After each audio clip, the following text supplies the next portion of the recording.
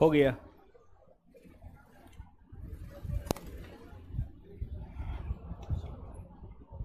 क्या बताए थे? वो चैप्टर खत्म हो गया था। सिलेबस थोड़ा पलटिए तो।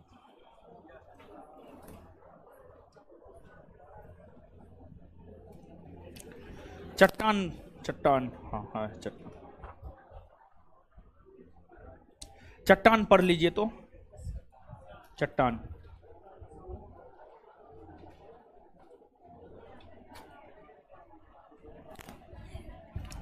चट्टान, हेडिंग मारिए चट्टान और पृथ्वी की आंतरिक संरचना। ठीक है।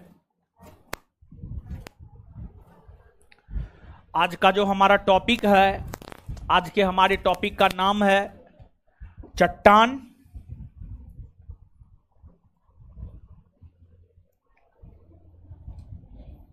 चट्टान और पृथ्वी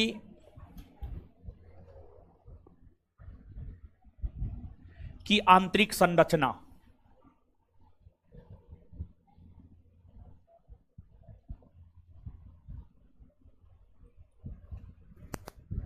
आंतरिक संरचना।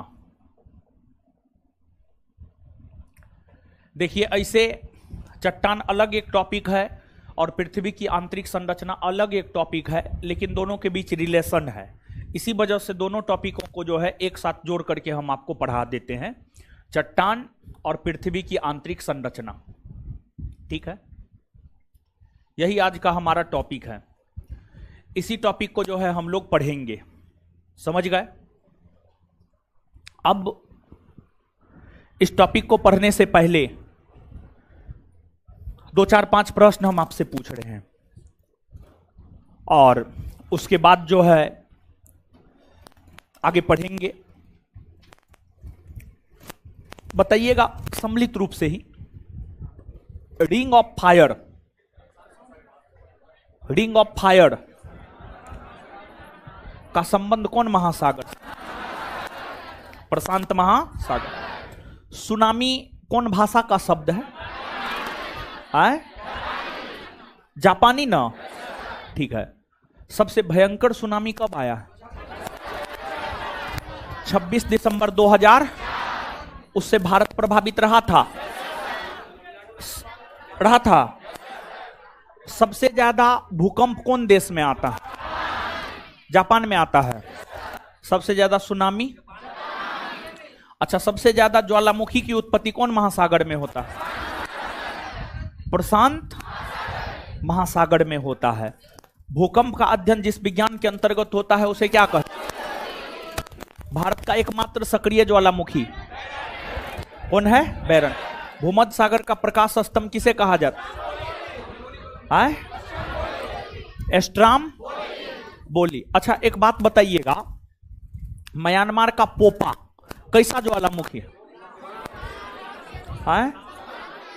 शांत ज्वालामुखी है। कैसा है? जापान का फ्यूजियामा कैसा ज्वालामुखी? प्रसुप्त या सुसुप्त ज्वालामुखी है। प्रसुप्त या सुसुप्त ज्वालामुखी है। ठीक है, चलिए। तो ठीक है, कुछ लोग जवाब दे रहे हैं, कुछ लोग जवाब नहीं दे रहे हैं। सब थोड़े पढ़ने वाला होता है, सबने पढ़ने वाला होता है। जो जवाब दे रहे हैं अच्छी बात है, नहीं दे रहे हैं उनके लिए भी अच्छी बात है, कोई बात नहीं है। सब पढ़ लिख करके नौकरी करेगा तो फिर, और बहुत सारा काम है जी। ठीक है, नौकरी एगो काम थोड़े, बहुत सारा काम है। ठीक है, चलिए देखिए, आज से जो है आपके बैच के ठीक पहले जो बैच है स्टाफ सब है जी। हाँ, एगो है ऊपर में है लड़का कोई? ऊपर में है लड़का कोई? अरे बोलिए ना, हाँ या ना? है ना? हाँ। देखिए, आपको जो है आज से शाम में 5:30 से 7 जो बैच है उसमें आधुनिक भारतीय इतिहास शुरू किए है, समझ गए? और देखिए, भारत के इतिहास को हम लोग 3 भाग में बांटकर पढ़ते हैं। प्राचीन भारत का इतिहास, मध्यकालीन भारत का इतिहास और आधुनिक भारत का इतिहास। सबसे ज्यादा महत्वपूर्ण अगर है तो वो आधुनिक भारत का इतिहास है। आधुनिक के बाद प्राचीन महत्वपूर्ण है और सबसे कम महत्वपूर्ण है मध्यकालीन। सबसे ज्यादा महत्वपूर्ण है आधुनिक। तो इसमें से बहुत सारे लोग ऐसे हैं जो 5 से 7 में भी पढ़ते हैं और बहुत सारे लोग ऐसे हैं जो सिर्फ 7 से 9 में पढ़ते हैं। ठीक है, तो आपको 2 बैच पढ़ने का अनुमति हम दिए हुए हैं, इसी वजह से आप पढ़ लेते हैं। ठीक है, रहेगा भी, समझ गए। पढ़ने में उदारवादी नीति अपनाया ही जाना चाहिए। तो कहने का मतलब यह है कि आपके 7 से 9 बैच में पॉलिटी पढ़ा दिए हैं, इंडियन ज्योग्राफी पढ़ा दिए हैं, वर्ल्ड ज्योग्राफी पढ़ा रहे हैं। इसके बाद इतिहास ही होगा। इतिहास में प्राचीन होगा, मध्यकालीन होगा और फिर आधुनिक होगा। तो हम ये सोच रहे थे कि ऑनलाइन, जहां तक सवाल है ऑनलाइन, तो इस बैच में हम आपको लाइव आधुनिक भारतीय इतिहास कर ही देते हैं। तो जो ऑफलाइन 7 से 9 बैच के छात्र हैं एवं छात्रा हैं, आप लोग भी, ठीक है, ऐसा नहीं कि सिर्फ यही लोग, आप लोग भी, ठीक है। तो आप अगर 5:30 से 7 बैच आना चाहते हैं तो आप आ जाइए और आधुनिक भारतीय इतिहास आप कर लीजिए, क्योंकि आपके बैच में जब हम इतिहास की शुरुआत करेंगे तो प्राचीन से ही शुरुआत करेंगे। और देखिए, प्राचीन, मध्यकालीन, आधुनिक। प्राचीन को मध्यकालीन से बहुत लेना देना नहीं है, मध्यकालीन को प्राचीन से भी बहुत लेना देना नहीं है, लेकिन मध्यकालीन को थोड़ा आधुनिक से लेना देना है। मध्यकालीन का कुछ चीज आधुनिक में आता है, समझ गए। तो खैर वो हम आपको दिक्कत नहीं होने देंगे। और इतिहास का सबसे महत्वपूर्ण सेगमेंट है आपको आधुनिक ही। तो ऑनलाइन जो 7:30 से 9 फाउंडेशन बैच है उसमें तो हम कर ही देते हैं, तो ऑनलाइन वाले लोग तो कर ही लेंगे। लेकिन जो लोग ऑफलाइन वाले हैं, हम यह चाहते हैं, देखिए आप क्या चाहते हैं, आप क्या नहीं चाहते हैं हम नहीं जानते हैं, लेकिन हमारी ये इच्छा है कि आप लोग आज से जो आधुनिक भारतीय इतिहास की शुरुआत हुई है, शाम में 5:30 से 7, 7:30 से 9 वाले बैच के लोग जो है उस बैच को भी कर लीजिए और इसको भी आप कीजिए। ये हमारी चाहत है, ये हमारी इच्छा है। होगा क्या, इतिहास का सबसे महत्वपूर्ण सेगमेंट आपका खत्म हो जाएगा, एक साथ जो है खत्म हो जाएगा, तो बेटर होगा, जल्दी आपका सिलेबस खत्म होगा। ये आपके लिए भी फायदामंद है, हमारे लिए तो फायदामंद है ही। पुराना बैच खत्म होगा तब ना नया बैच आएगा, पुराना पैसा तो खत्म हो गया है, समझे, नया पैसा कैसे आएगा। तो खैर ये तो मजाक वाली बात हुई। तो आकर के आप कर लीजिए। 7 से 9 वाले लोग जो एकदम विशुद्ध रूप से 7 से 9 पढ़ते हैं, 7 से 9 वाले लोग जो विशुद्ध रूप से 100% 7 से 9 ही पढ़ते हैं, उन लोगों के लिए ये है। आप लोग बताइए सहमत है या नहीं है? आए दीदी जी लोग हैं? ए लड़की लोग, लड़की लोग के आधार पर निर्णय होता है आजकल, समझ गए। सब 7 से 9 वाली है। 7 से 9 वाली बैच की कितनी लड़की सहमत है? हाथ खड़ा कीजिए, हाथ खड़ा कीजिए सही से। हाँ, अच्छा, 7 से 9 वाली बैच की कौन ऐसी लड़की है जो 5:30 से 7 आधुनिक भारतीय इतिहास करने के पक्ष में नहीं है, अर्थात सहमत नहीं है?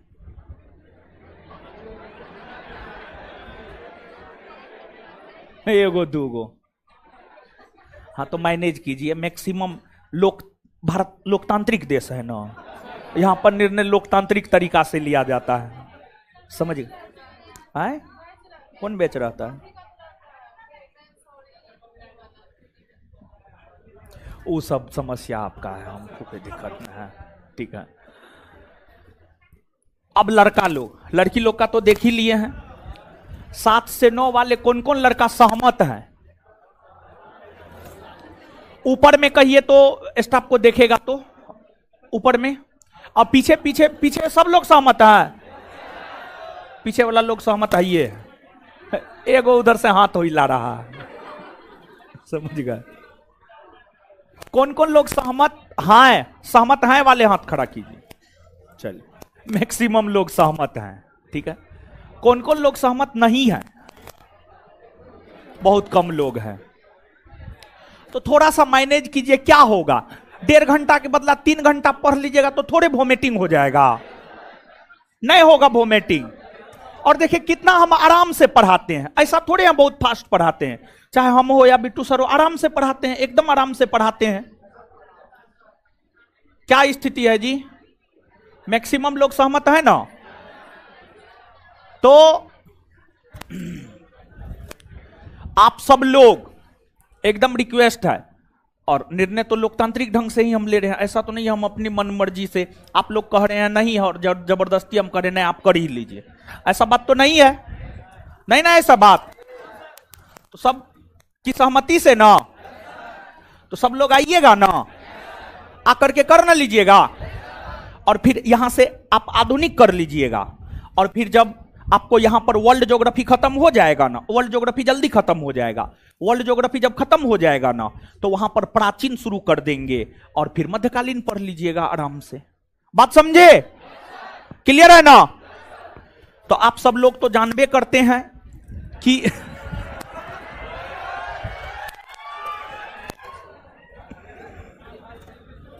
मतलब हम यानी नीतीश कुमार आप लोग को याद है, मतलब आप लोग भी राजनीतिक तौर पर पूरा सक्रिय है, तो जानबे न करते हैं,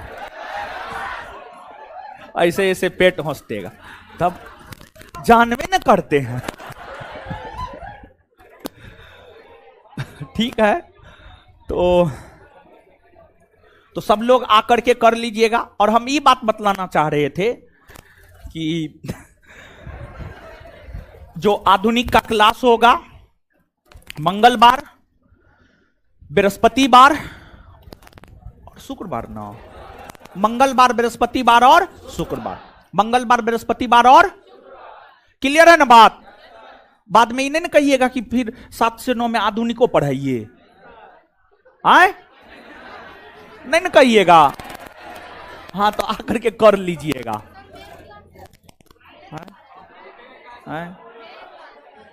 थोड़ा मैनेज कर न लीजिए।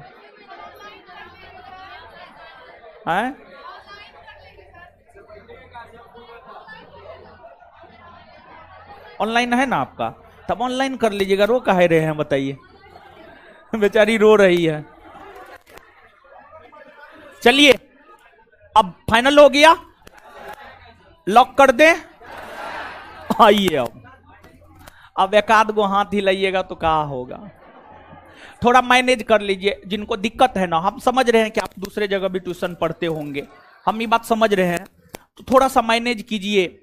और हम आपको भरोसा देते हैं कि आपके दिमाग से ऊपर कोई भी बात नहीं जाएगा, आराम आराम से पढ़ाएंगे हम आपको, ठीक है? ऐसे भी तो मैक्सिमम लड़का ऐसा नहीं कि 2 गो बैच करिए रहे हैं महाराज, समझ गए? चलिए अब आइए, देखिए चट्टान, चट्टान और पृथ्वी की आंतरिक संरचना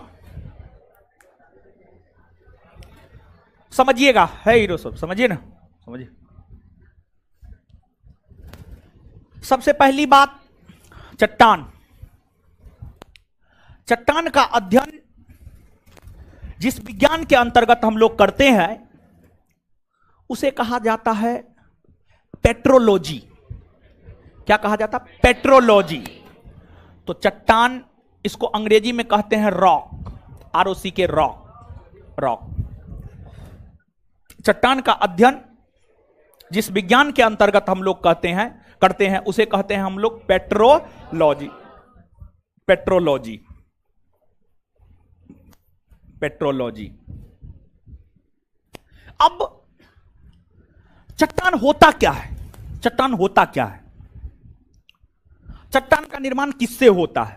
चट्टान होता क्या है और चट्टान का निर्माण होता किससे है? देखिए, पृथ्वी, पृथ्वी पृथ्वी पर जो कठोर तत्व है, कठोर और रबेदार तत्व है, पृथ्वी पर आपको तत्व है, तत्व के अंतर्गत जो है धातु हो गया, अधातु हो गया, ये सब आपको आता है। पृथ्वी पर धातु के अलावे अन्य जो भी कठोर पदार्थ है वह चट्टान है, और चट्टान का निर्माण होता है खनिज से, खनिज से, खनिज से, खनिज से चट्टान का निर्माण होता है। पृथ्वी पर 2000 प्रकार का खनिज है लगभग, पृथ्वी पर 2000 प्रकार का खनिज है लगभग, लेकिन उन 2000 प्रकार के खनिजों में 24 प्रमुख खनिज है, 24 प्रमुख खनिज है। जैसे सिलिकेट हो गया, कार्बोनेट हो गया, ऑक्साइड हो गया, यही सब आपको है। आपको जो चट्टान का निर्माण होता है, चट्टान का निर्माण सामान्य तौर पर देखा जाता है 2 या 2 से अधिक खनिजों के मिश्रण से, 2 या 2 से अधिक खनिजों के मिश्रण से जो है आपको चट्टान का निर्माण होता है। और देखिए ये सब चीज जो है, खनिज क्या है, धातु क्या है, अधातु क्या है, ये सब बात आप लोग थोड़ा बहुत समझते हैं कि नहीं समझते? समझते हैं ना जी? ये सब केमिस्ट्री हुआ है कि नहीं हुआ आपके बेटा? खत्म हो गया है, तब तो ये सब आप समझते होंगे महाराज। धातु, धातु कौन कौन है जी? 2-4 को धातु का नाम बोलिए तो। क्या है? लोहा, सोना, चांदी, ये सब धातु है ना? तो ये सब बात समझ रहे हैं ना? तो और केमिस्ट्री में तो रिएक्शन सब भी आपको पढ़ाया गया होगा, सब चीज पढ़ाया गया होगा, समझ गए? तो जब आपके बैच में केमिस्ट्री हो गया है तो आपको ये सब बात समझ में आना चाहिए। हम धातु शब्द का प्रयोग कर रहे हैं, खनिज शब्द का प्रयोग कर रहे हैं। खनिज शब्द भी तो बिट्टू सर आपको पढ़ाए होंगे, खनिज नहीं पढ़ाए? एकदम पढ़ाए होंगे। तो ये सब बात समझ में आ रहा है ना? जो लोग केमिस्ट्री पढ़े होंगे उनको समझ में आना चाहिए, जो केमिस्ट्री नहीं पढ़े उनको भी समझ में आना चाहिए। 8वां 9वां 10वां में तो थोड़ा बहुत चीज आप पढ़े ही होंगे, समझ गए? तो अब यहां पर थोड़ा सा चीज लिखिए तो,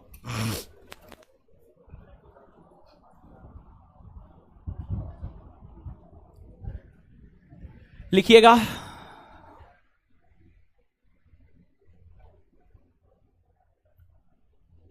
चट्टान का अध्ययन, चट्टान का अध्ययन जिस विज्ञान के अंतर्गत करते हैं,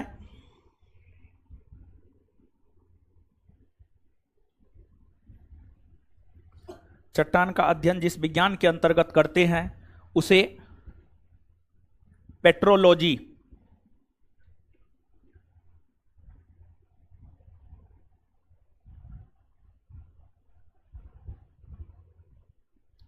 उसे पेट्रोलॉजी कहते हैं।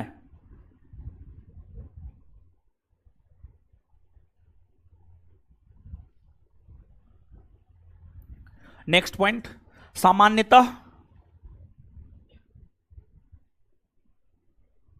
2 या 2 से अधिक खनिजों के मिश्रण से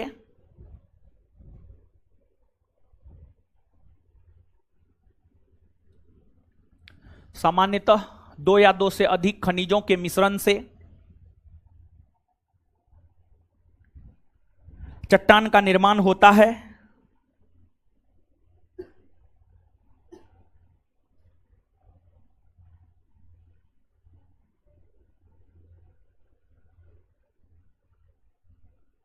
चट्टान का निर्माण होता है। नेक्स्ट, खनिज एक ऐसा प्राकृतिक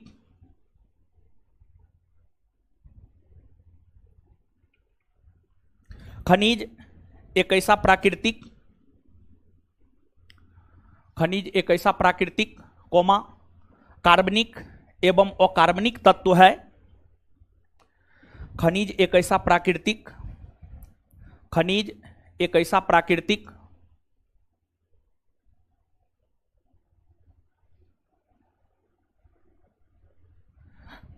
खनिज खनिज एक ऐसा प्राकृतिक कार्बनिक एवं अकार्बनिक तत्व है जिसमें जिसमें जिसमें जिसमें निश्चित भौतिक गुणधर्म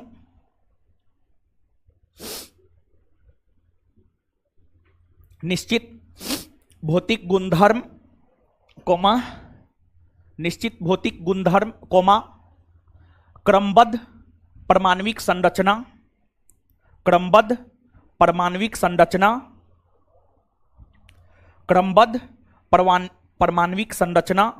और निश्चित रासायनिक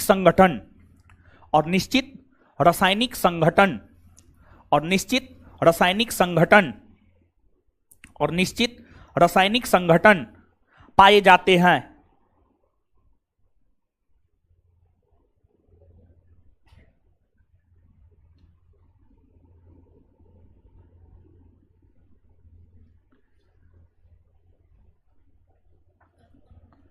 नेक्स्ट पॉइंट, पृथ्वी पर लगभग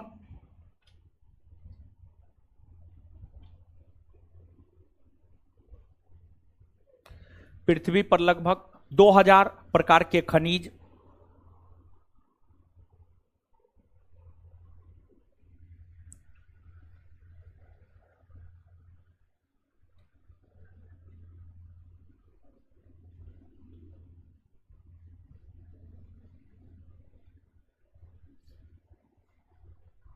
पृथ्वी पर लगभग 2000 प्रकार के खनिज पाए जाते हैं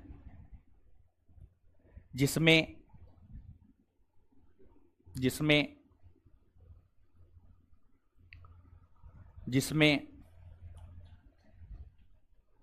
24 महत्वपूर्ण खनिज है।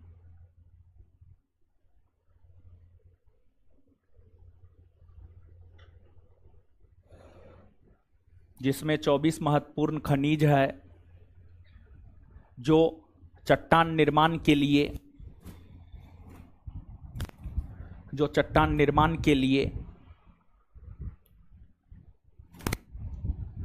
प्रसिद्ध है।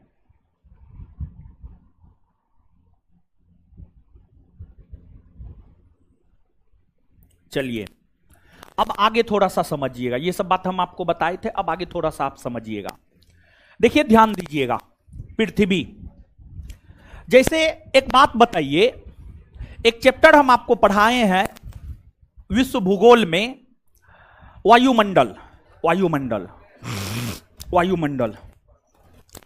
के 5 परत है ना वो, हाँ या ना?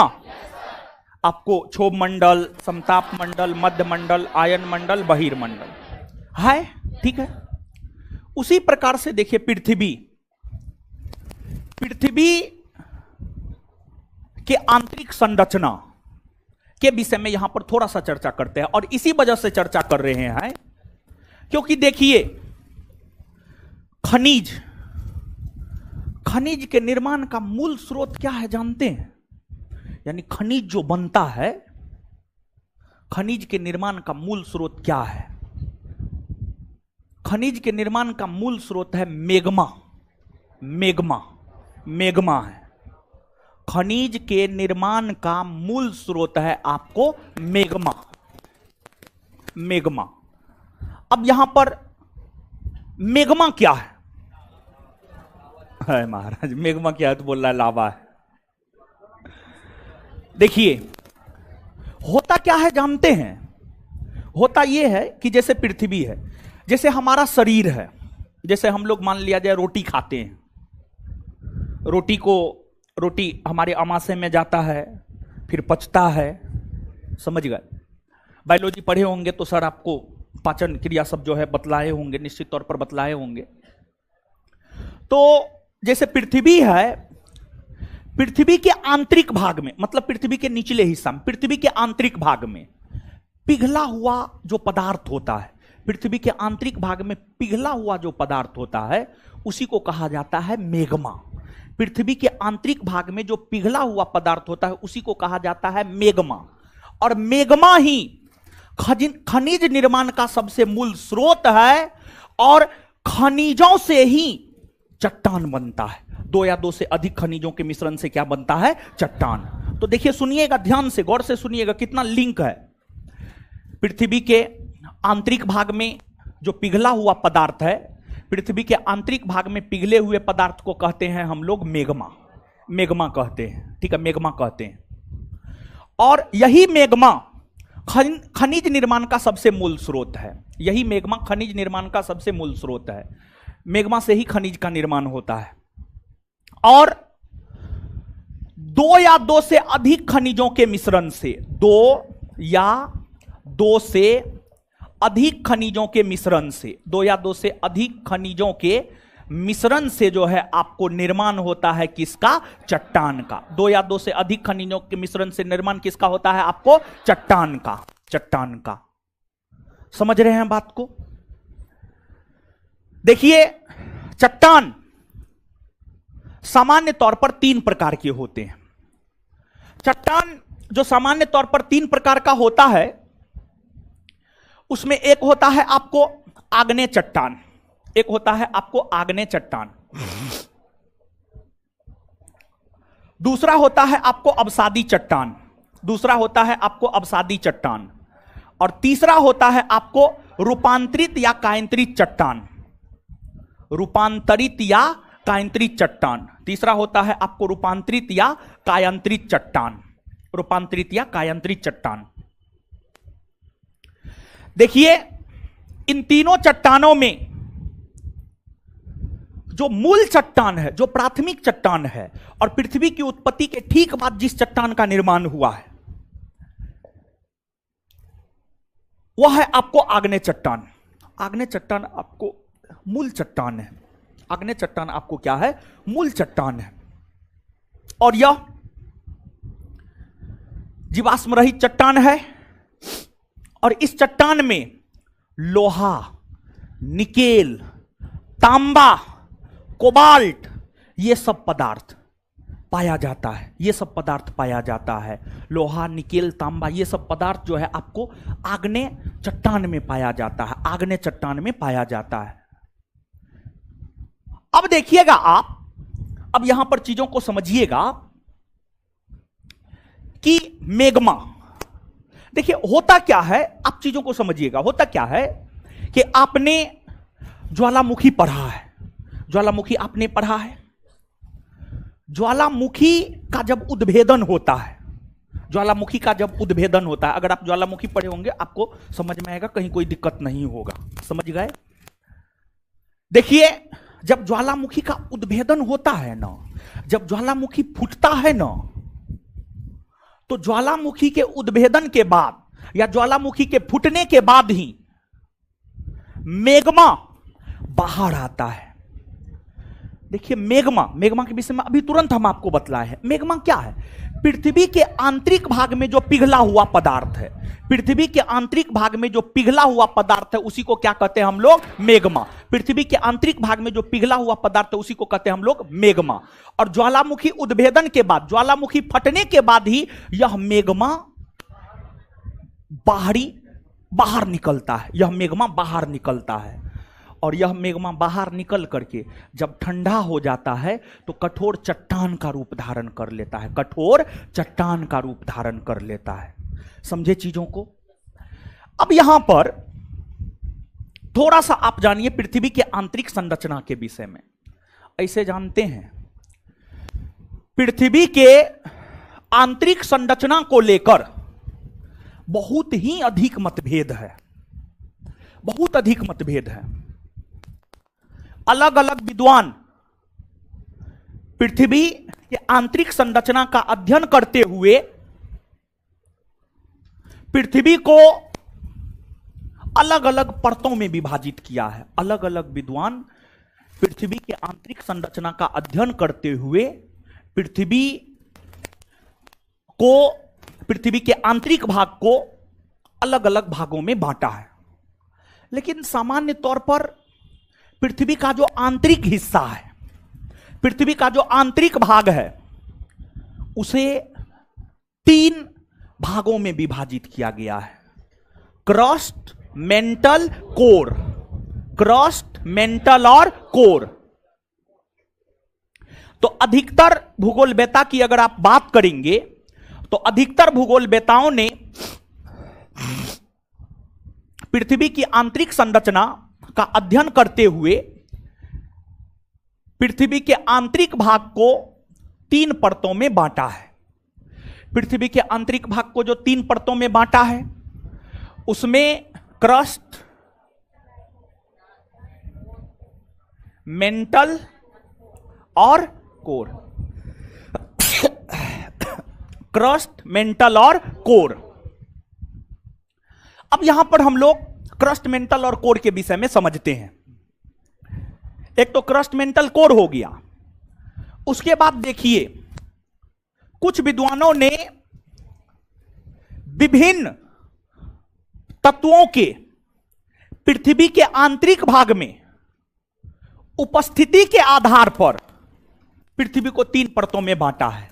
सियाल, सीमा, नीफे। सियाल, सीमा, नीफे।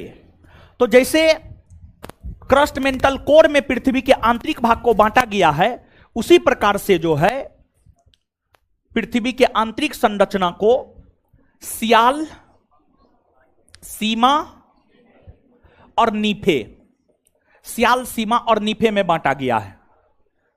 देखिए आपको है क्या, पृथ्वी का जो सबसे ऊपरी भाग है उसमें सिलिकॉन और एल्युमिनियम की अधिकता है। फिर उसके निचले भाग में सिलिकॉन और मैग्नीशियम की अधिकता है।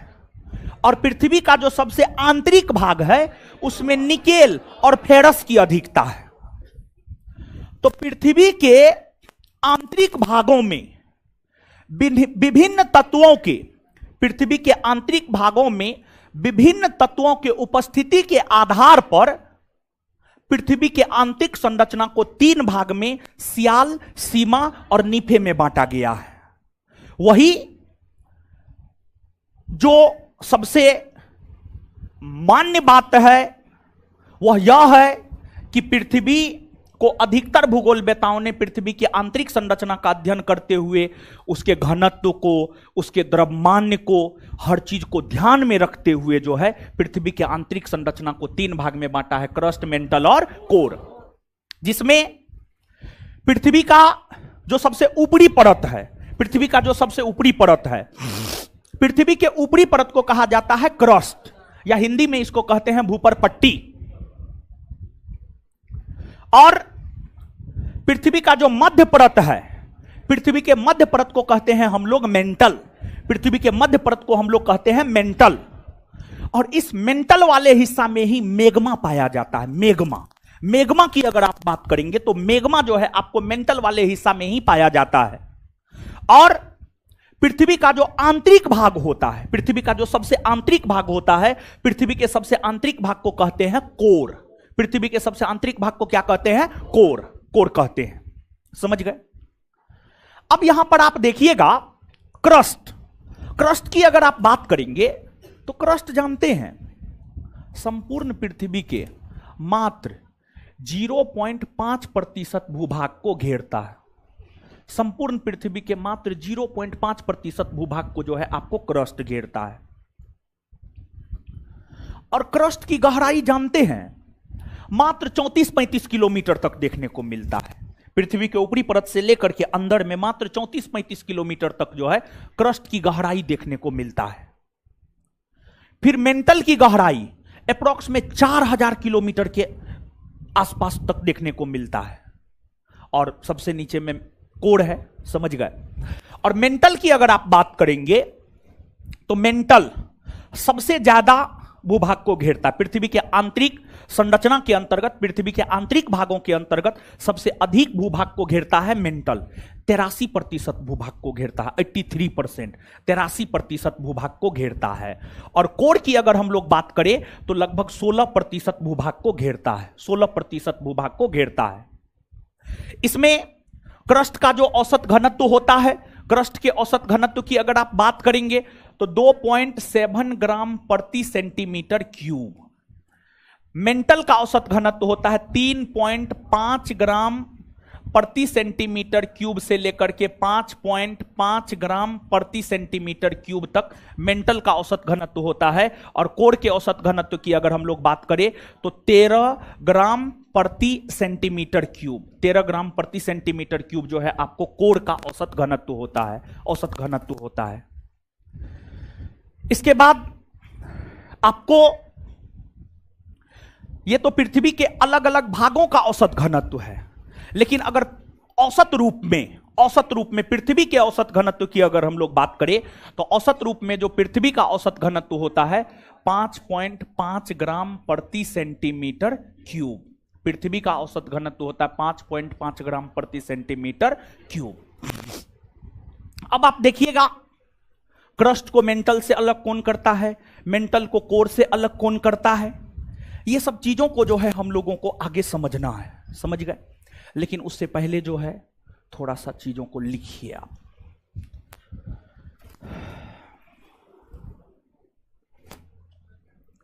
लिखिएगा,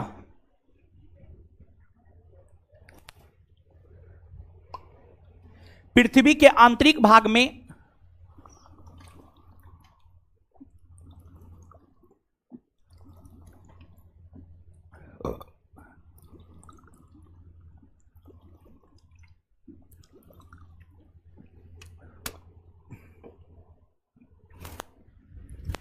पृथ्वी के आंतरिक भागों में पाई जाने वाली मैग्मा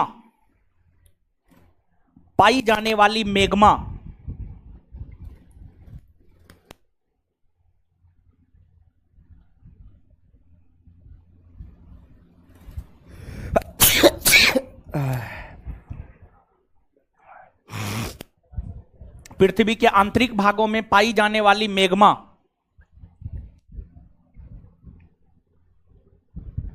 पृथ्वी के आंतरिक भागों में पाई जाने वाली मैग्मा खनिज का मूल स्रोत माना जाता है।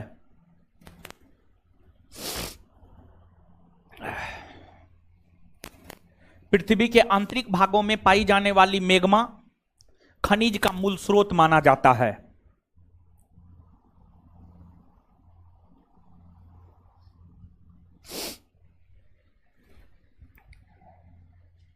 नेक्स्ट पॉइंट, पृथ्वी के आंतरिक भागों में पिघले हुए पदार्थ को मैग्मा कहा जाता है।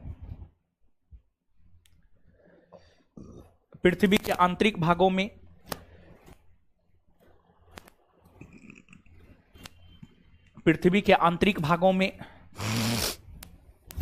पिघले हुए पदार्थ को मैग्मा कहा जाता है। पृथ्वी के आंतरिक भागों में पिघले हुए पदार्थ को मैग्मा कहा जाता है। पृथ्वी के आंतरिक भागों में पिघले हुए पदार्थ को मैग्मा कहा जाता है। उसी में ज्वालामुखी के फटने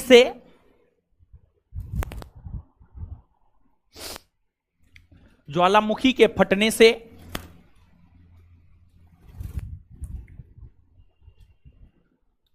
यह बाहर निकलती है।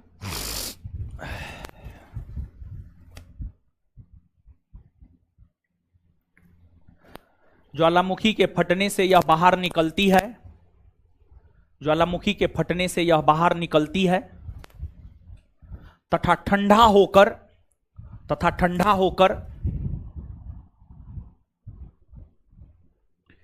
कठोर चट्टान का निर्माण करती है। ठंडा होकर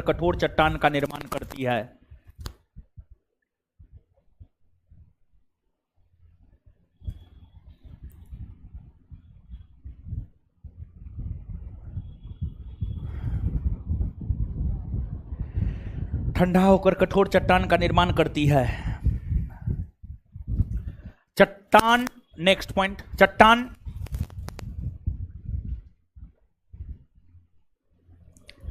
तीन प्रकार का होता है।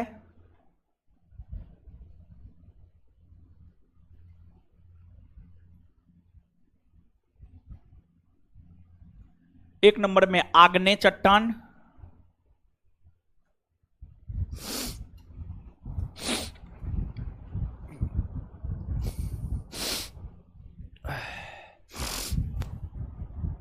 एक नंबर में आग्नेय चट्टान, दो नंबर में अवसादी चट्टान,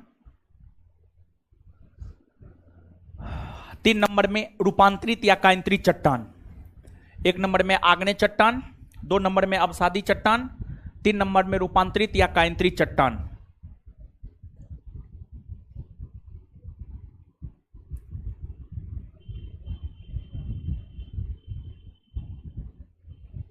रूपांतरित या कायंत्रित चट्टान। अब आग्नेय चट्टान, अवसादी चट्टान, रूपांतरित चट्टान को आगे देखेंगे, लेकिन उससे पहले लिखिए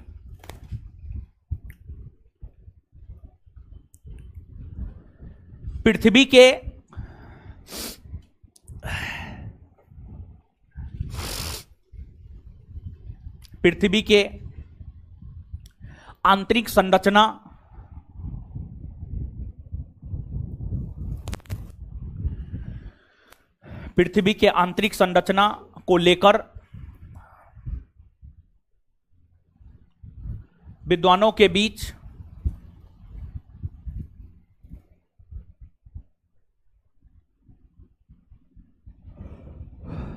के आंतरिक संरचना को लेकर विद्वानों के बीच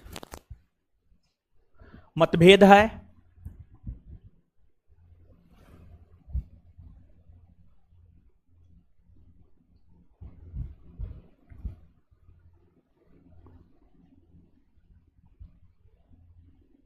परंतु अधिकतर विद्वान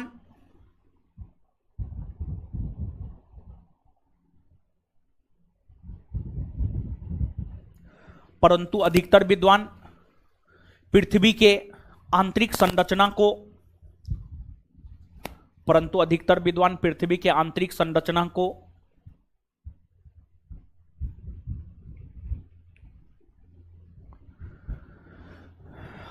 संरचना को तीन भागों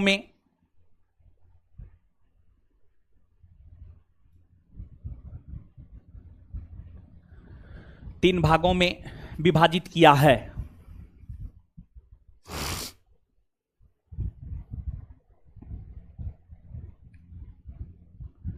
एक नंबर में क्रस्ट, 2 नंबर में मेंटल, 3 नंबर में कोर।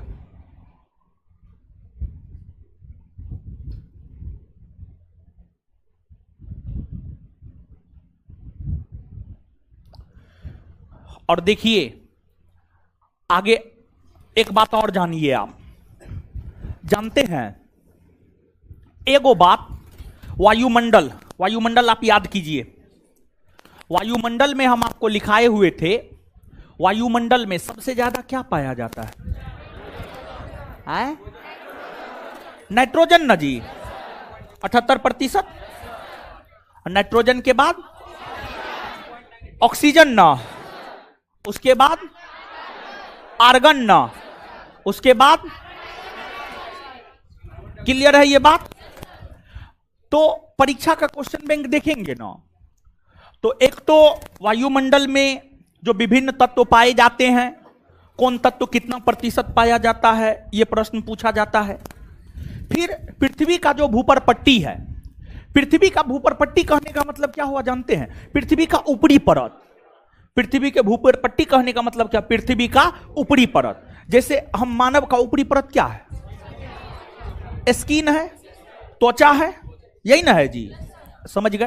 वैसे पृथ्वी का जो ऊपरी परत है उसी को कहते हैं भूपर पट्टी, या उसी को कहते हैं अंग्रेजी में क्रस्ट। और अब भूपर पट्टी में अलग अलग तत्वों की अलग अलग मात्रा देखने को मिलती है। तो कभी काल जो है भूपर पट्टी के विषय में पूछा जाएगा, भूपर पट्टी में सबसे ज्यादा क्या पाया जाता है, समझ गए? तो भूपर पट्टी की अगर आप बात करेंगे, क्रस्ट की अगर आप बात करेंगे, तो क्रस्ट अर्थात भूपर पट्टी अर्थात पृथ्वी का सबसे ऊपरी परत, इसमें सबसे ज्यादा पाया जाता है आपको ऑक्सीजन। ऑक्सीजन को O2 से डिनोट कर सकते हैं ना, हाँ या ना? सबसे ज्यादा ऑक्सीजन पाया जाता है 46.60%। ऑक्सीजन के बाद आपको पाया जाता है सिलिकॉन। ऑक्सीजन के बाद पाया जाता है सिलिकॉन। सिलिकॉन को SI से हम लोग डिनोट कर सकते हैं, और सिलिकॉन पाया जाता है 27.7%, 27.7%। इसके बाद जो है आपको पाया जाता है एल्यूमिनियम जो है 8.13% पाया जाता है, 8.13% पाया जाता है। इसके बाद जो है आपको लोहा को Fe से हम लोग डिनोट करते हैं कि नहीं करते हैं? लोहा को हम लोग Fe से डिनोट करते हैं, और लोहा पाया जाता है आपको 5%, समझ गए, 5% जो है आपको लोहा पाया जाता है। तो भूपर पट्टी पर ये सब तत्व जो है आपको प्रमुखता से पाया जाता है। ऑक्सीजन 46.60%, सिलिकॉन 27.7%, एल्युमिनियम 8.13%, फेरस आपको यानी लोहा जो है आपको 5%, समझ गए। तो अब आप देखिएगा कि अगर आपसे पूछा जाए, ध्यान से आप सुनिएगा, अगर आपसे पूछा जाए वायुमंडल में सबसे अधिक पाया जाने वाला तत्व क्या है, तो आंसर हो जाएगा नाइट्रोजन। दूसरा प्रश्न वहां पर भी हम आपको बतलाए थे, वायुमंडल में दो सबसे अधिक पाया जाने वाला तत्व कौन है, तो वायुमंडल में दो सबसे अधिक पाया जाने वाला तत्व है नाइट्रोजन और ऑक्सीजन। इसके बाद अगर आपसे कहा जाए कि भूपर पट्टी पर सबसे अधिक पाया जाने वाला तत्व कौन है, तो भूपर पट्टी पर सबसे अधिक पाया जाने वाला तत्व है ऑक्सीजन। क्या है? ऑक्सीजन। भूपर पट्टी पर सबसे अधिक पाया जाने वाला तत्व क्या है? ऑक्सीजन। अगर यहीं पर प्रश्न यह रहे कि भूपर पट्टी पर दो सबसे अधिक पाया जाने वाला तत्व कौन है, तो भूपर पट्टी पर दो सबसे अधिक पाया जाने वाला तत्व है ऑक्सीजन और सिलिकॉन। ऑक्सीजन और सिलिकॉन। क्लियर है ये बात? तो नीचे से लिखिए आप, इसको याद रखना है। जैसे वहां पर जो है हम आपको पूरा का पूरा कॉलम लिखाए थे और बोले थे याद रखने के लिए, इसको भी आपको याद रखना है। ये भी महत्वपूर्ण कॉलम है, इसको लिख करके जो है अपना कॉलम में घेर लीजिएगा और VVI मार लीजिएगा। और उसमें भी अगर आप VVI नहीं मारे हैं तो VVI मार लीजिएगा। बिहार पुलिस परीक्षा का बड़ी फेवरेट प्रश्न है ये सब। ये दोनों कॉलम में से आप देखिएगा एगो प्रश्न आएगा ही आएगा मैक्सिमम केस में। अगर 4 सीटिंग में परीक्षा होगा ना, एक सीटिंग में आ ही जाएगा। अगर चारों सीटिंग में नहीं आता है तो 4 सीटिंग में से एक सीटिंग में तो आ ही जाएगा। सामान्य तौर पर बिहार पुलिस का परीक्षा 4 सीटिंग में होता है, समझ गए। तो नीचे से लिखिएगा, हेडिंग मारिएगा। अरे जानते हैं क्वेश्चन आउट कैसे हो जाता है? क्वेश्चन आउट आसान बात न है। उसमें जानते होता क्या है, धंधा जो होता है ना क्वेश्चन आउट में, कितना का धंधा होता है आप अनुमान तक नहीं लगा सकते। कितना का धंधा होता है पता है? देखिए आप लोग थोड़ा जोड़िए, एक विद्यार्थी से सामान्य तौर पर बिहार पुलिस में 5 से 6 लाख रुपया लिया जाता है। अब रेट आप ही लोग को मालूम होगा, हमको क्या पता। हमको जैसा लगता हम बोल रहे हैं। जैसे कोई भी सरकारी नौकरी में आप मान के चलिए ना, कोई भी सरकारी, एक एवरेज छोड़िए सब चीज को, एक एवरेज, एक लड़का को अगर गलत तरीका से नौकरी करना है तो एक एवरेज आपको कम से कम 10 लाख रुपया लग जाता है, समझ गए। तो विद्यार्थी से 10 लाख लेता है, बीच में जो बिचौलिया होता है वो रखता है, फिर जो है 2-3 गो बिचौलिया होता है बीच में, अब कभी कभी 10 गो भी होता है, जो भी हो, समझ गए। देखिए जो क्वेश्चन आउट करवाता है, सरकार माने या नहीं माने, कुछ भी हो, उसमें बोर्ड के लोगों का बहुत बड़ा योगदान होता है। अगर बिहार पुलिस का क्वेश्चन आउट हुआ है, केंद्रीय चयन पार्षद बोर्ड का कोई ना कोई उसमें संलग्न जरूर होगा। अगर बिहार दरोगा का क्वेश्चन आउट हुआ है, BPSSC बोर्ड का कोई ना कोई उसमें जरूर होगा। अगर BPSC का क्वेश्चन आउट हुआ है तो BPSC बोर्ड के कोई ना कोई जरूर होंगे, एकदम निश्चित तौर पर होंगे, नहीं होने का सवाल पैदा नहीं। बिना बोर्ड के आदमी के क्वेश्चन आउट हो ही नहीं सकता है, क्योंकि जानकारी बोर्ड के आदमी को ही होता है कि क्वेश्चन प्रिंटिंग के लिए कहां गया है, ये सब बड़ी गुप्त रखा जाता है। लेकिन बोर्ड में जो 4-5 लोग होते हैं कम से कम, वो तो जानता है। तो क्वेश्चन अब प्रिंटिंग हाउस से ही आउट कर दिया जाता है, तो अगर पता रहेगा तभी ना आउट कर देगा जी। तो इसमें खेल होता है, जानते हैं, 50 करोड़, 100 करोड़, 150 करोड़, 200 करोड़, 500 करोड़, इतना का खेल होता है। और कितना भी ईमानदार रहे, समझे, कितना भी ईमानदार रहे, कितना भी चरित्रमान रहे, एगो कहावत है, हम कहेंगे नहीं, इशारा कर देते हैं, पैसा, समझ गए, पैसा। पैसा इतना गलत चीज है, अगर हमारे पास आ गया ना, हमको अगर कोई 50 करोड़ का ऑफर देगा, समझ गए, 50 करोड़ का ऑफर देगा, हम भी एक्सेप्ट कर लेंगे, ये सही बात है, हम ऑन रिकॉर्ड कर रहे हैं। जैसे मान लिया जाए कि हमको कोई देगा कि जो है 50 करोड़ का देगा ऑफर कि जो है 50 करोड़ रुपया हम आपको देंगे,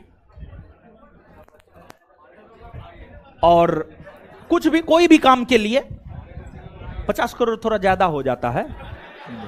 जैसे मान लिया जाए कि हमसे कोई क्या करवा सकता है, हमसे क्या कोई क्या करवा सकता है, हमसे जो है ई करवा सकता है कि क्वेश्चन सॉल्व करवा सकता है, तो क्वेश्चन सॉल्व के लिए 50 करोड़ थोड़ा ज्यादा हो जाता है। ठीक है, मान लिया जाए कि जो है कितना मैक्सिमम देगा, नहीं 5 करोड़ नहीं देगा, वाह नहीं उतना नहीं देगा। मान लिया जाए कि वो कैंडिडेट सब पर निर्भर करता है, 500 कैंडिडेट है तो हमको 5 करोड़ दे देगा, समझ गए। तो मान लिया जाए कि 5 करोड़ हमको ऑफर दिया, कहा कि आप क्वेश्चन सॉल्व कर दीजिए 100 का 100, 5 करोड़ उठाइए, तो हम नहीं जाएंगे, एकदम जाएंगे। अरे ये सत्य बात है महाराज, समझ गए। पैसा हर किसी को प्यारा है, पैसा हर किसी को प्यारा है। तो अब बताइए इसमें खेला होता है 100 करोड़, 50 करोड़, 150 करोड़, 200 करोड़, इतना का खेला होता है, तो काहे ने क्वेश्चन आउट होगा। अब बोर्ड के आदमी को उसको वेतन मिलता है 70,000, 80,000, उसको एक के बार 5 करोड़ मिल रहा है, तो क्या करेगा बताइए? क्वेश्चन आउट नहीं करेगा वो, एकदम करेगा वो। और जानते हैं, देखिए बिहार सरकार कितना निर्लज है, कितना पतित है बिहार सरकार, समझिए आप। आर्थिक अपराध इकाई बीपीएससी टीआरई 3.0 को लेकर कहा क्वेश्चन आउट हुआ है, क्वेश्चन आउट हुआ है, और अप्रोक्स 300 लोग को तो बेऊर जेल भी भेजा गया है। इसके बावजूद भी पीएससी प्रमाण मांगता है कि हमको प्रमाण दीजिए। इसी को कहा जाता है गूंगी और बहरी सरकार। गूंगी बहरी सरकार किसको कहा जाता है? आर्थिक अपराध इकाई जो कि जांच करता है, आर्थिक अपराध इकाई ने स्पष्ट शब्दों में यह बात कहा कि क्वेश्चन आउट हुआ है, प्रश्न पत्र लीक हुआ है, लेकिन फिर भी परीक्षा कैंसिल हुआ जी, हो गया। लेकिन शुरू में क्या हो रहा था, शुरू में क्या हो रहा था, थोड़ा सा आप जाकर के देखिए। शुरू में क्या हो रहा था, आप थोड़ा जाकर के देखिए। शुरू में क्वेश्चन आउट परीक्षा कैंसिल करने के चक्कर में था, नहीं था इसमें। और ठीक है, परीक्षा कैंसिल हो भी गया है, लेकिन जांच की अगर आप बात करेंगे तो जांच हो रहा है, नहीं हो रहा है। नीतीश जी का बहुत बड़ा बड़ा मंत्री का नाम उसमें आ रहा है, आप पता कर लीजिएगा अच्छे से, समझ गए। कोई जांच का परिणाम नहीं आएगा। एक आध गो मुहरा को जो है ना, बीच में जो बिचौलिया होगा, देखिए इस सब में होता है बीच में बिचौलिया, बिचौलिया को पकड़ करके इधर उधर कर देगा, और जो मंत्री सब है वो सब नहीं फंसेगा। आप एकदम दिमाग में बैठा लीजिए। इसी वजह से कि है गूंगी बहरी सरकार। लेकिन जो है आपको अगर एग्जाम कैंसिल हुआ ना, उसके पीछे कारण है चुनाव। अगर चुनाव नहीं होता ना, लोकसभा का चुनाव अगर नहीं होता, एग्जाम कैंसिल नहीं होता। आप इस बात को दिमाग में बैठा लीजिए, एग्जाम कैंसिल एकदम नहीं होता। लेकिन संयोग था कि जो है लोकसभा का चुनाव सामने में है, और चुनाव से कौन नहीं डरता है, आम जनता से कौन नहीं डरता है। अभी तो नेता सब आम जनता का पैर पकड़ेगा, कहेगा जो है सो आप ही है महाराज, समझे। तो इसी वजह से एग्जाम कैंसिल भी हो गया। नहीं तो एक सिचुएशन लग रहा था कि एग्जाम कैंसिल नहीं होगा। लेकिन एक बात आप मान करके चलिए, बड़े बड़े लोग हैं उसमें, तो उसमें धंधा होता है 50 करोड़ 100 करोड़ का, तो स्वाभाविक सी बात है ये सब होगा। लेकिन ये एकदम गलत है। शिक्षा में भ्रष्टाचार एकदम नहीं होना चाहिए, शिक्षा में भ्रष्टाचार एकदम नहीं होना चाहिए। इस बात को आप दिमाग में बैठा लीजिए।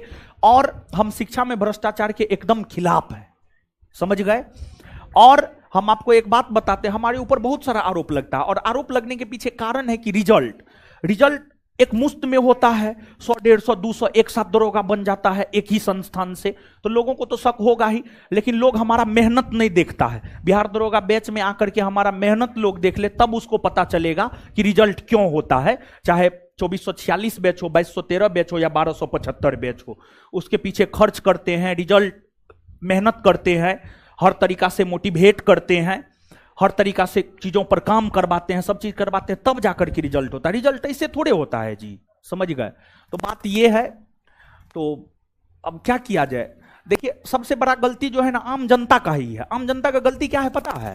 आम जनता का गलती ये है कि सरकार, देखिए होता क्या है, एक ही सरकार, एक ही लोग जब लंबे समय तक पद पर रहते हैं ना, तो एक रास्ता जो है बन जाता है कि यहां से ई बाईपास जाएगा, यहां से ई जाएगा, वहां से वो जाएगा।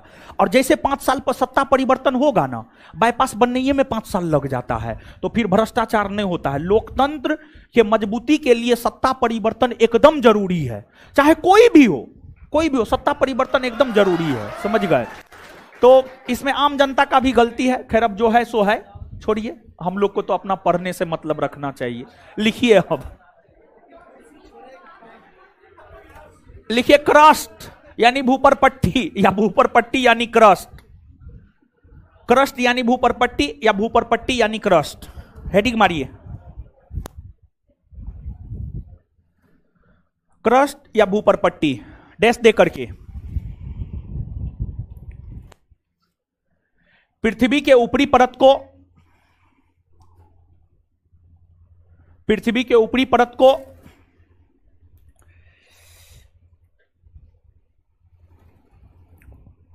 क्रस्ट या भूपर पट्टी कहा जाता है।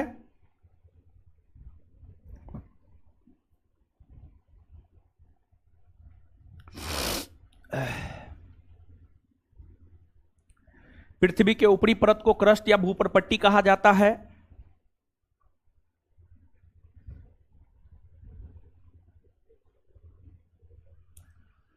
भूपर पट्टी में निम्न तत्व पाए जाते हैं। भूपर पट्टी में निम्न तत्व पाए जाते हैं। भूपर पट्टी में निम्न तत्व पाए जाते हैं। भूपर पट्टी में निम्न तत्व पाए जाते हैं।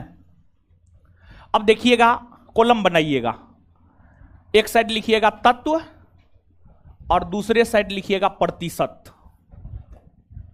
प्रतिशत, एक साइड लिखिएगा तत्व और दूसरे साइड लिखिएगा प्रतिशत। तत्व में लिखिएगा ऑक्सीजन, प्रतिशत में 46.60%। ठीक है, ऐसे करके लिखिए। अब कॉलम बना लीजिए और इस कॉलम को जो है घेर लीजिएगा और उस पे टिक मार के VVI लिख दीजिएगा। ठीक है, तत्व और एक साइड लिखिए प्रतिशत। तत्व में लिखिएगा ऑक्सीजन, प्रतिशत में लिखिएगा 46.60%। आगे तत्व में लिखिएगा सिलिकॉन, सिलिकॉन 27.7%, 27.7%।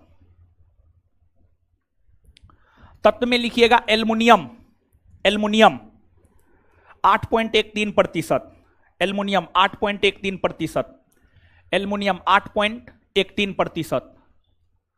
तत्व में लिखिएगा लोहा, Fe, लोहा Fe 5.00%।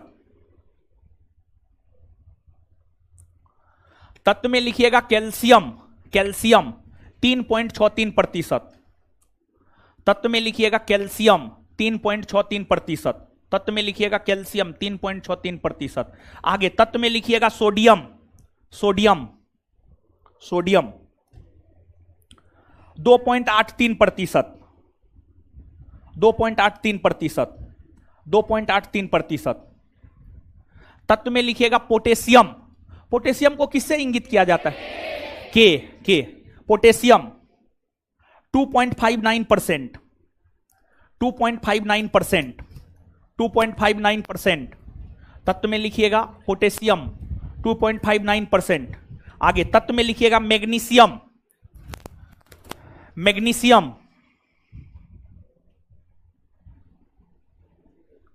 2.09%, 2.09%, 2.09%। और एक बात जानिए आप, मेन जो है ना ऊपर का 4 है। ऐसे याद रखने के लिए आप सब याद रख लीजिएगा, लेकिन मेन है ऊपर का 4, समझे? मेन है ऊपर का 4। और उस डाटा में भी वायुमंडल का जो डाटा हम आपको लिखाए थे उसमें भी मेन है ऊपर का 4, ऊपर का 4, और इसमें भी मेन है ऊपर का 4। और दोनों डाटा को जो है आप निश्चित तौर पर याद रखिएगा। ठीक है, चलिए इसको जो है आप अपना कॉलम बना लीजिए, VVL लिख दीजिए, ठीक है। अब आगे लिखिएगा,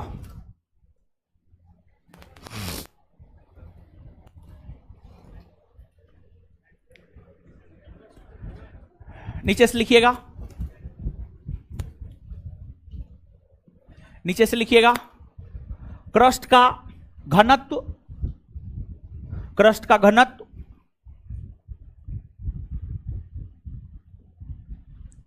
क्रस्ट का घनत्व 2.7 ग्राम,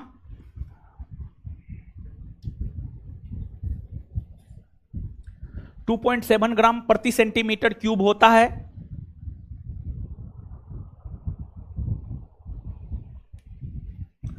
वहीं क्रस्ट, वहीं क्रस्ट,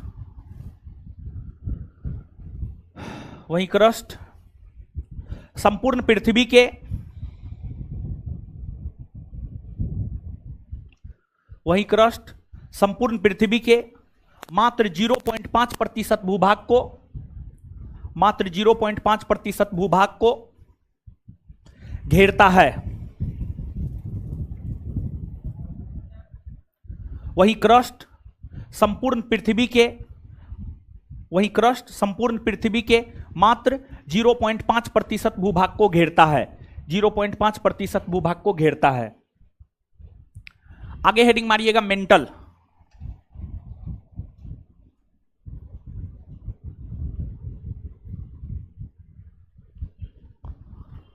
क्रस्ट के बाद पृथ्वी के आंतरिक भाग को मेंटल कहा जाता है।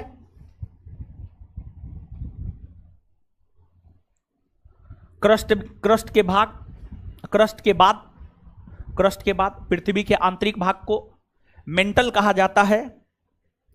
क्रस्ट के बाद पृथ्वी के आंतरिक भाग को मेंटल कहा जाता है। क्रस्ट के बाद पृथ्वी के आंतरिक भाग को मेंटल कहा जाता है, मेंटल कहा जाता है। यह संपूर्ण पृथ्वी के 83% भूभाग को घेरता है। यह संपूर्ण पृथ्वी के 83% भूभाग को घेरता है। यह संपूर्ण पृथ्वी के 83% भूभाग को घेरता है। यह संपूर्ण पृथ्वी के 83% भूभाग को घेरता है। यह संपूर्ण पृथ्वी के 83% भूभाग को घेरता है, 83% भूभाग को घेरता है। इसका औसत घनत्व, इसका औसत घनत्व 3.5 ग्राम प्रति सेंटीमीटर क्यूब से, इसका औसत घनत्व 3.5 ग्राम प्रति सेंटीमीटर क्यूब से 5.5 ग्राम प्रति सेंटीमीटर क्यूब तक होता है। इसका औसत घनत्व 3.5 ग्राम प्रति सेंटीमीटर क्यूब से 5.5 ग्राम प्रति सेंटीमीटर क्यूब तक होता है। इसका औसत घनत्व 3.5 ग्राम प्रति सेंटीमीटर क्यूब से 5.5 ग्राम प्रति सेंटीमीटर क्यूब तक होता है।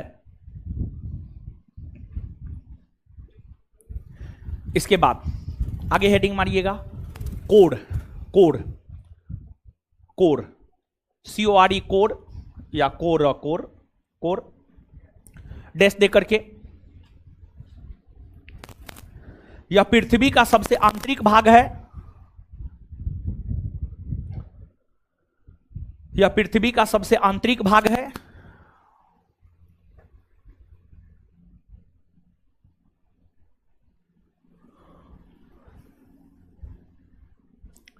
यह पृथ्वी का सबसे आंतरिक भाग है। इसका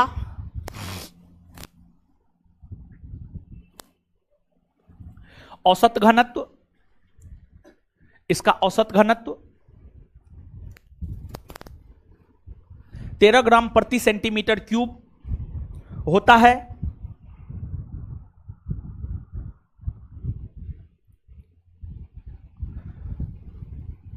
यह संपूर्ण पृथ्वी के, यह संपूर्ण पृथ्वी के 16% भूभाग को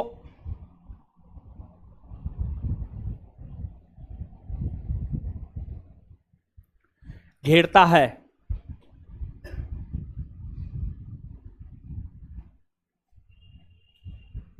नीचे से नेक्स्ट पॉइंट लिखिएगा। पृथ्वी का औसत घनत्व, इसको नोट देकर के लिख लीजिएगा, नोट, NOT, नोट। पृथ्वी का औसत घनत्व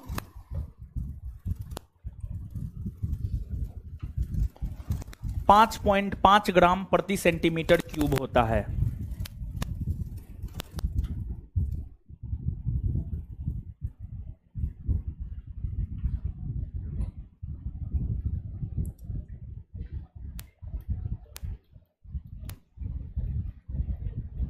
ठीक है, चलिए जितना समझाएं लिखाएं हैं पढ़िए तो।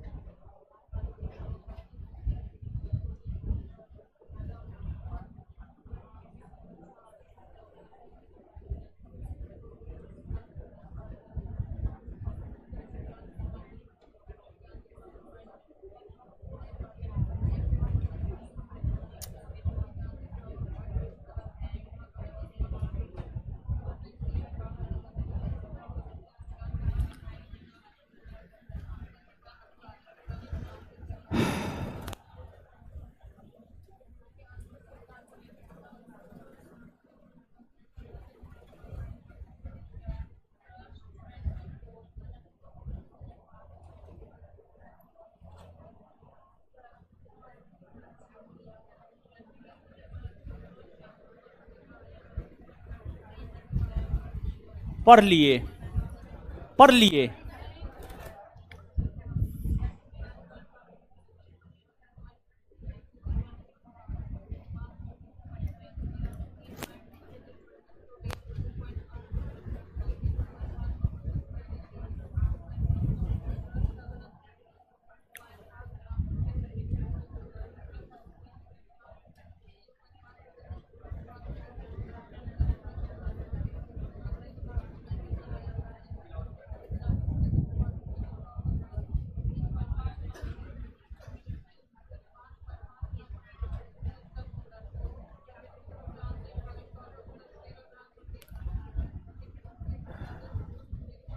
पढ़ लिए जी। आइए तो बताइए तो, चट्टान के अध्ययन करने वाले विज्ञान को क्या कहते हैं?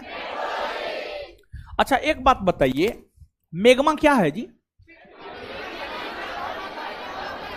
पृथ्वी के आंतरिक भाग में पिघला हुआ मेग्मा क्या है?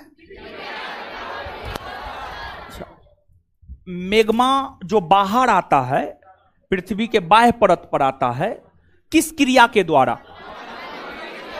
ज्वालामुखी क्रिया। किस क्रिया के द्वारा? किस क्रिया के द्वारा? अच्छा, चट्टान के निर्माण में महत्वपूर्ण भूमिका कौन निभाता है?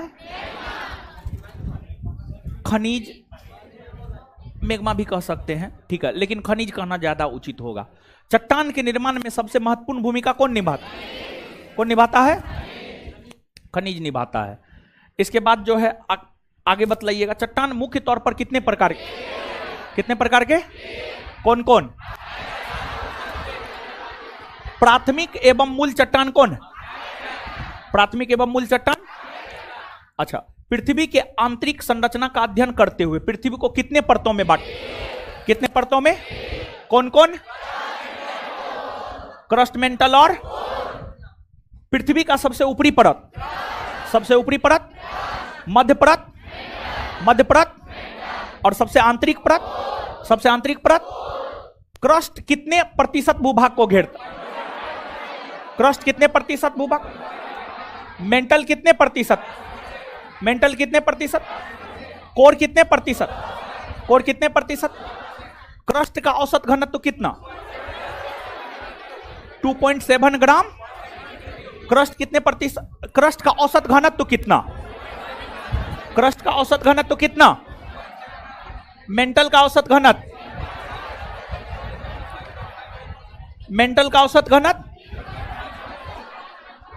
कोर का औसत घनत्व? अच्छा, इसके बाद पृथ्वी का औसत घनत्व?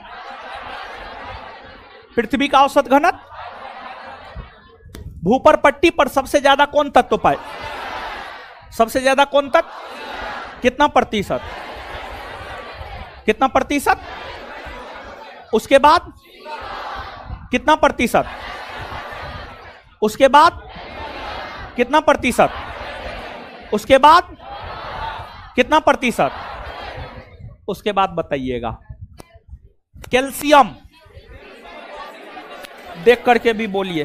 कैल्शियम, कैल्शियम, पोटेशियम,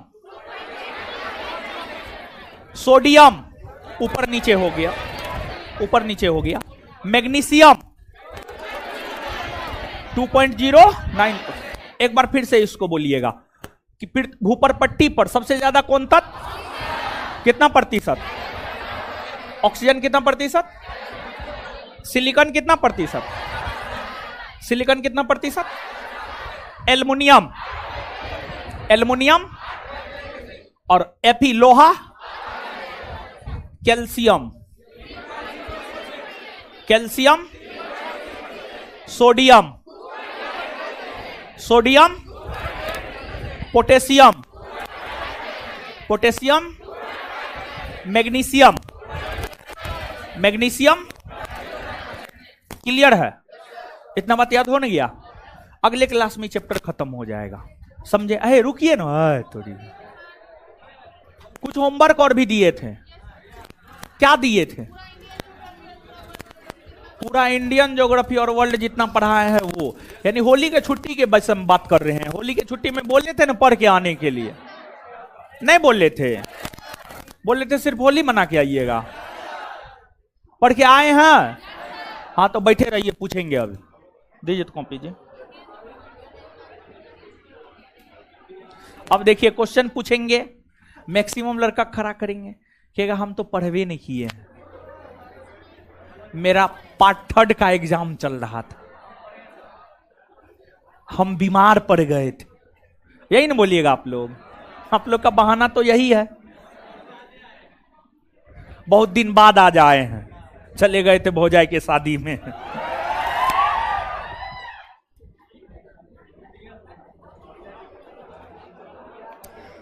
कॉपी बढ़िया बन गया है ना जी? इसको पढ़ते उड़ते भी हैं कि ऐसे ये चल रहा है ये है? कॉपी बढ़िया बनाई है लड़की।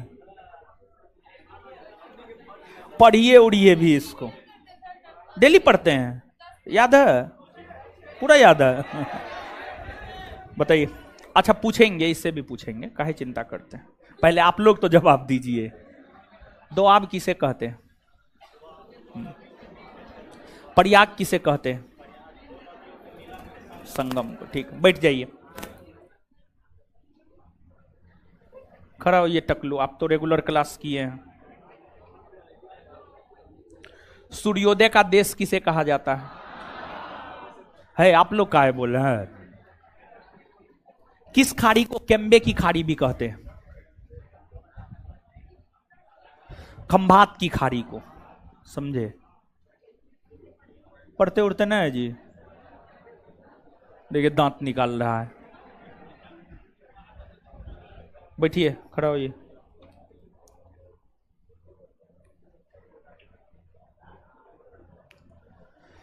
गंगा की कौन ऐसी सहायक नदी है जो मैदानी भाग से निकलती है?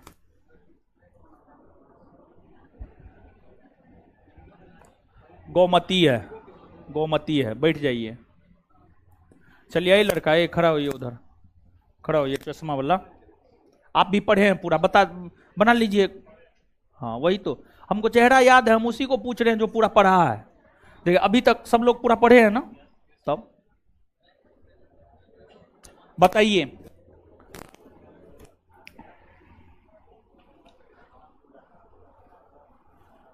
ओंकारेश्वर परियोजना कौन नदी पर है?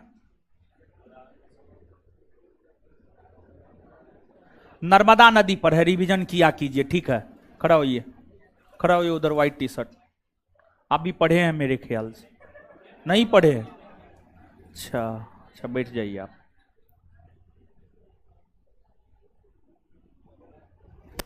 इधर शर्ट वाला खड़ा होइए जी। हाँ आप ही, हाँ बोलिए। नहीं पढ़े हैं? पढ़े हैं आप? समझे? अगुलहास कैसी जलधारा है? गर्म जलधारा है। कौन महासागर का? हिंद महासागर का। आप अपने मन से थोड़े बोले हैं। एल नीनो का शाब्दिक अर्थ क्या होता है? बालक ईसा। क्या होता है? बालक ईसा। बैठ जाइए, खड़ा होइए, बोल दीजिए नहीं पढ़े हैं। बोलिए नहीं पढ़े हैं। एकदम आप पूरा पढ़े हैं। हाँ,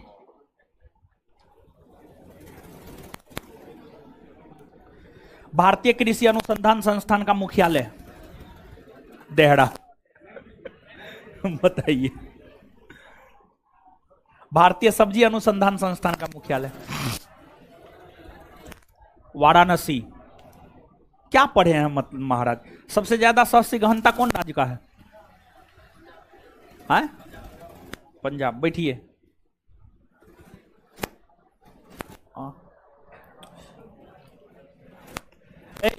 खड़ा होइए। बोलिए नहीं पढ़े हैं। बोलिए ना। अरे हमको चेहरा याद है सबको, सबका महाराज। इतना दिन आप लोग को देखेंगे, चेहरा नहीं याद होगा।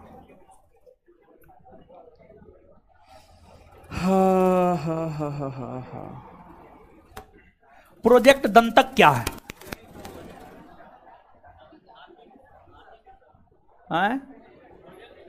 हाँ जी, हाथी को बढ़ावा देने के लिए। भूटान में जो भारत सरकार के मदद से सड़क का निर्माण होता। महाराज बैठिए। रिवीजन किए थे? बोलिए नहीं पढ़े हैं। बोलिए नहीं पढ़े हैं। बोलिए। सब पढ़ा है सब। नहाबा सोबा बंदरगाह कहां है? बताइए, कितना आसान आसान क्वेश्चन पूछ रहे हैं ये भगवान। मतलब होली के छुट्टी में पूरा होली मनाए, जबकि होमवर्क दिए थे ना जी, नहीं बोले थे।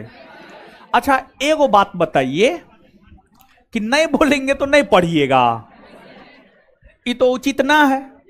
देखिए एक बात सब लोग ऑनलाइन ऑफलाइन सभी को बोल रहे हैं, एगो है शांत रहिए, एगो बात दिमाग में बैठा लीजिए, जो पढ़े हैं आप आगे पढ़ते जाइएगा, पीछे भूलते जाइएगा, ये आप लोगों का मौलिक अधिकार है, समझ गए। लेकिन है क्या कि अगर आप रिवीजन करते हैं, जैसे कि मान लिया जाए होली का तो 10 दिन का छुट्टी था, हमको लगता है 10 दिन से ज्यादा ही का छुट्टी था होली का। अच्छा मान लिया जाए 10 दिन का छुट्टी था, 10 दिन में होली तो 3 दिन हुआ होगा, एक दिन होली का दहन, और है कि होली 25 और 26 2 दिन हुआ था, कहीं 25 को कहीं 26 को, तो ठीक है 3 दिन मान के चलिए, और एक दिन जाने में एक दिन आने में 5 दिन, बाद बाकी 5 दिन तो आपको पढ़ना चाहिए। पढ़ना चाहिए कि नहीं पढ़ना चाहिए? एकदम पढ़ना चाहिए। अगर आप 5 दिन पढ़ते ना तो पूरा सब चीज आपका रिवीजन हो जाता, समझ गए। और इसी में से जानते हैं 10% लड़का जरूर रिवीजन किया होगा और 90% लड़का रिवीजन नहीं किया होगा। यही कारण है कि क्लास में से 10 से 20% लड़का का ही रिजल्ट होता है, 80% लड़का का रिवीजन रिजल्ट नहीं होता है। पढ़ाई तो हम सबको है, लेकिन रिवीजन कुछ लोग किए होंगे, कुछ लोग नहीं किए होंगे। जो रिवीजन किए होंगे, जो बार बार, देखिए चीज आपको याद कैसे रहेगा? जब आप बार बार रिवीजन करते हैं तभी आपको याद रह सकता है, नहीं तो आपको याद नहीं रह सकता है। तो चीजों का बार बार आप लोग रिवीजन कीजिए, समझे। कोई भी छुट्टी मिले, जैसे मान लिया जाए कि आगे चल करके रक्षाबंधन का छुट्टी मिलेगा, तो उसमें क्या करना है? मान लिया जाए 3 दिन का छुट्टी मिला, 2 दिन का छुट्टी मिला, 1 दिन का छुट्टी मिला, किसी भी पर्व में छुट्टी मिले तुरंत रिवीजन मारिए। आप भर दिन बैठ करके आप रिवीजन मारिए। रविवार को क्लास बंद रहता है, रविवार को आप रिवीजन मारिए। अगर आप नहीं करते हैं रिवीजन तो फिर आगे पढ़ते जाइएगा, पीछे भूलते जाइएगा, फिर कोई महत्व ही नहीं रहा पढ़ने का, समझ गए। खड़ा हो जाइए, बोलिए नहीं पढ़े हैं, बोलिए नहीं पढ़े हैं। हाँ बैठ जाइए अब आप, तो रिवीजन कीजिए महाराज। क्या बोले अब आप लोग? केम्पेगोंडा हवाई अड्डा कहां है? पूछा हुआ क्वेश्चन है, ठीक है। रेलवे का, एसएससी का, बीपीएससी का, सब परीक्षा का ही पूछा हुआ क्वेश्चन है। कितना बढ़िया से जब पढ़ाते हैं तो बताते हैं फलना क्वेश्चन फलना परीक्षा में पूछा है, एक से अधिक परीक्षा में पूछा है, तब पर भी आप लोग याद नहीं रखते हैं। बैठिए, बेंगलुरु में है। मुंह हटाइए ना जी, हाथ हटे, हाँ खड़ा होइए। पढ़े हैं आप? बोल दीजिए नहीं पढ़े हैं, चप्पल से हम चप्पलाइए देंगे अगर बोले नहीं तो।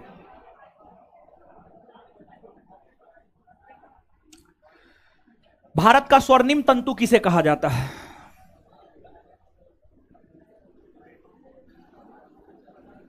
जूट को कहा जाता है। बैठ जाइए, खड़ा हो जाइए। बोलिए नहीं पढ़े हैं? हाँ, एक गो मिस्टेक हो गया था वो लड़का न, बाद बाकी तो सबको खड़ा किए। भारत का पहला दिया सलाई उद्योग गुजरात के अहमदाबाद में कब स्थापित हुआ? बताइए, कितना आराम आराम से पढ़ाए हैं इंडियन ज्योग्राफी या वर्ल्ड ज्योग्राफी, कितना आराम आराम से पढ़ा रहे हैं। तो जाइए होली मनाइए, और क्या कीजिएगा आप लोग, यही सब करबे कीजिएगा, दूसरा तो कोई काम है ना। ए हीरो, खड़ा होइए। बोलिए नहीं पढ़े हैं? हाँ,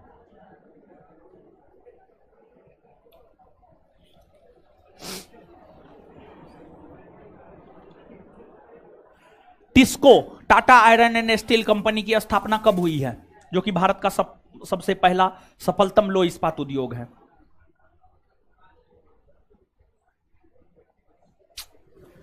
बताइए, जवाब दे रहे हैं, खड़ा होइए। बोलिए नहीं पढ़े हैं? एकदम पढ़े हैं आप। एसीसी एसोसिएट सीमेंट कंपनी की स्थापना कब हुई है? महाराज रिवीजन किया कीजिए, आप लोग को क्या बोले हम।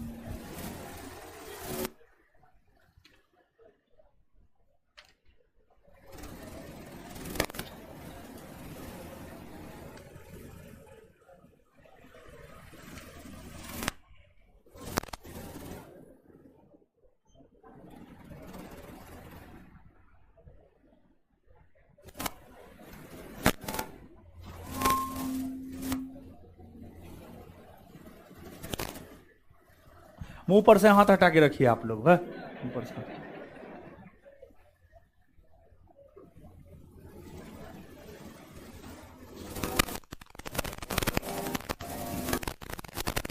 पढ़े हैं आप?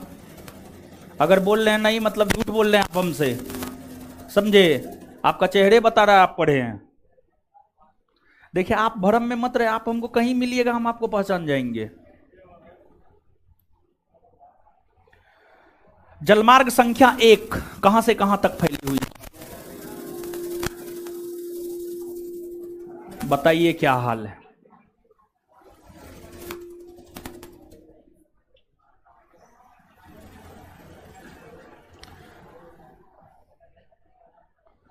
बोलिए नहीं पढ़े हैं? आप सब चीज पढ़े हैं। जलमार्ग संख्या 4 कहां से कहां तक?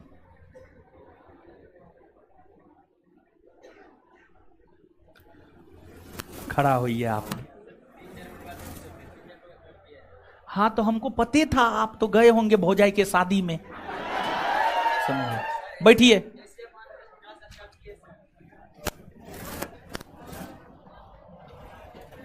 खड़ा होइए, खड़ा हो जाइए आप, खड़ा होइए।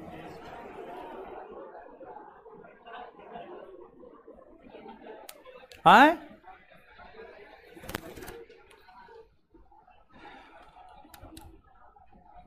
भारत के सभी रेलवे जोन में सबसे अधिक रेल मार्ग की लंबाई वाला रेलवे जोन कौन है? हैं?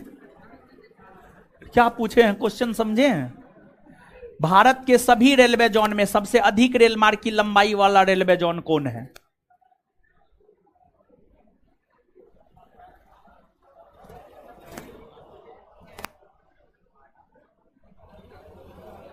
हाँ,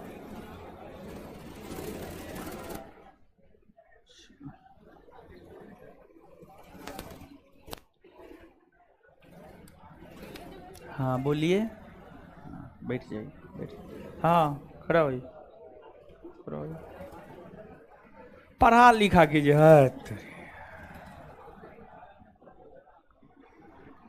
दक्षिणी पूर्वी मध्य रेलवे का मुख्यालय कहां है? दक्षिणी पूर्वी मध्य रेलवे का मुख्यालय कहां है? आप बताइए।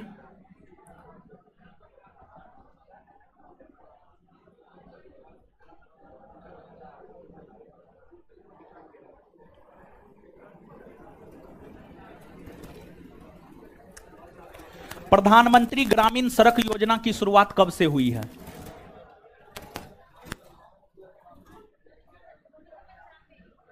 उन्नीस सौ मारेंगे मुंह तोड़ देंगे हम। नहीं पढ़े? अच्छा,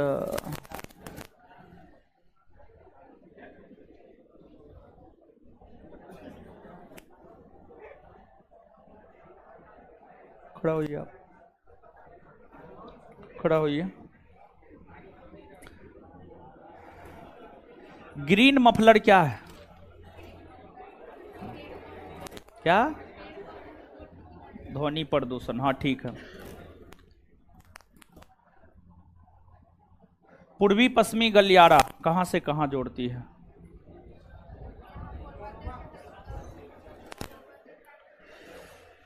हे भगवान, किसका है कौन? हाँ आप उठिए, हाँ आप उठिए। ई क्वेश्चन ने दूसरा क्वेश्चन पूछ रहे हैं।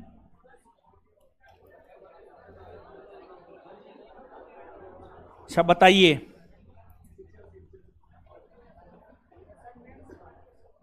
केंद्रीय भैंस अनुसंधान संस्थान कहां है? हाँ? हरियाणा के हिसार में है।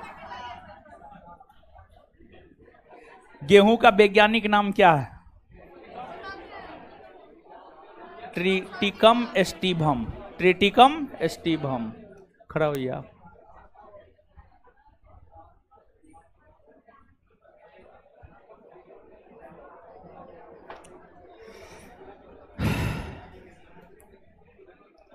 बाइज, बाइज कहां चलने वाली पवन है? ठंडी पवन है या कहां चलने वाली ठंडी पवन है? फ्रांस में। कहां पर? फ्रांस में। लीजिए, क्या स्थिति है आप तो देखिए लिए, समझे? अच्छा एगो सवाल, बैठ जाइए सब लोग, कुछ नहीं करेंगे आप लोग, महान है, समझे? एगो बात बताइए ईमानदारी से, सच में, मां कसम है, कितने लोग जो इंडियन ज्योग्राफी पढ़ लिए हैं, वर्ल्ड ज्योग्राफी जहां तक पढ़े हैं, सच में इस छुट्टी में रिवीजन किए थे? भले आप जवाब दिए नहीं दिए उससे मतलब ना है, सच में रिवीजन किए थे इंडियन ज्योग्राफी और वर्ल्ड ज्योग्राफी का? मां कसम है, सच में रिवीजन किए थे, भले आप जवाब दिए या नहीं दिए उससे मतलब ना है। देखिए देखिए कितना कम लोग हैं। बताइए कहां से रिजल्ट होगा? कहां से होगा बताइए आप हमको। होगा नहीं होगा महाराज ऐसे में। मिलते हैं इससे आगे अगले क्लास में। धन्यवाद सभी लोगों का। हमको निकलने दीजिए तब निकलिएगा।